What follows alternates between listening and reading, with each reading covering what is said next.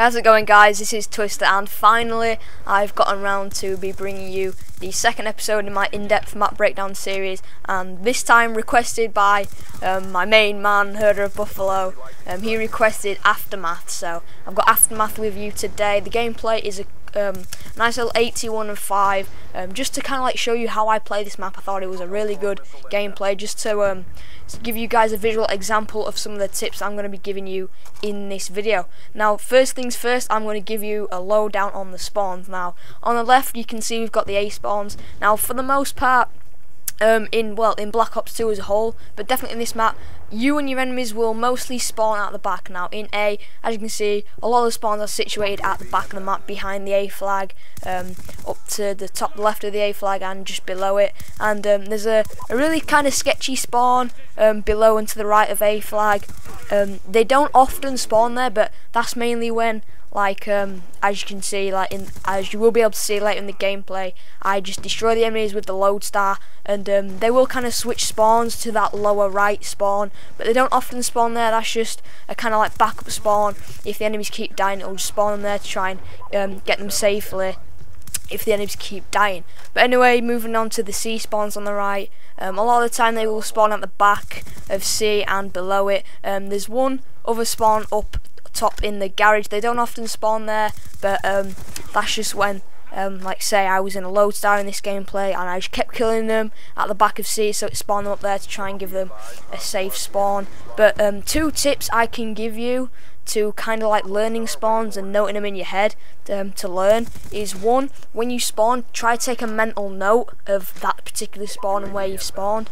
And a second way to learn them really well is use the Lodestar. Now the Lodestar or any other aerial kill streak such as the it's the VTOL warship, they give you a bird's eye view of where the enemies are spawning in real time. So just eventually, as you get to see the enemy spawning, you will eventually kind of like learn where they spawn. So that is the spawns for Aftermath, and now I'm going to quickly move on to the key areas of the map.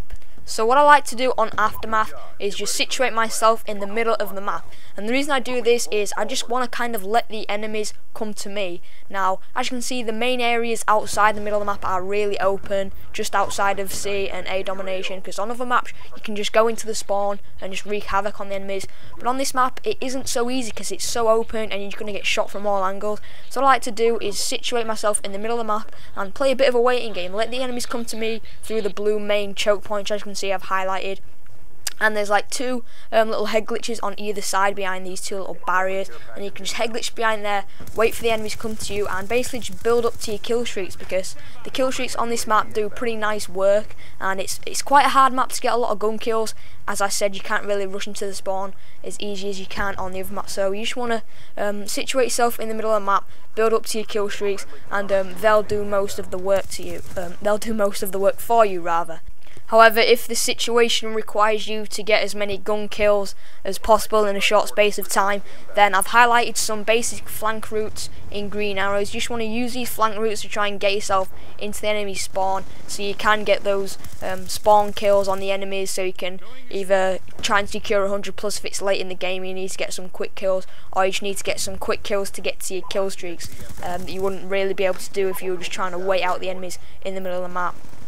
But anyway, moving on to the class setup that I would recommend for this map, and you want to try and go for a longish range submachine gun, and for that I've picked the PDW with the suppressor. Now, because it's got a massive magazine of 50 bullets, you don't really need to use an extended mag, so you just got that one attachment with the suppressor, which enables you to have 5 perks. Now the suppressor works well in unison with Ghost to stay stealthy, and I've got also Hardline as the first perk. The 2 second perks are Scavenger and Toughness, and the third perk I recommend is Dexterity rather. Also with the C4 Lethal, as this map's got quite a little bit of cover, as it's like kind of a ruined map, so there's a lot of cover the enemies can hide behind, so just throw the C4 and take them out nice and easy.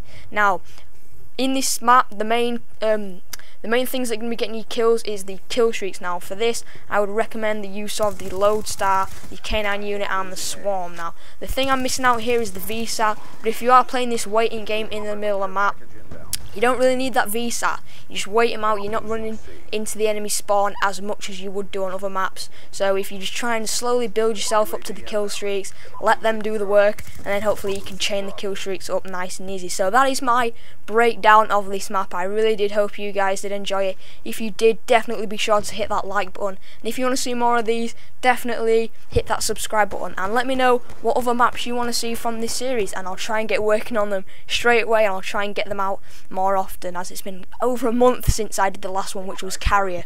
And if you want to see that, I'll definitely put links in the description. And with that being said, I'll hopefully see you all in my next video. See you later, guys.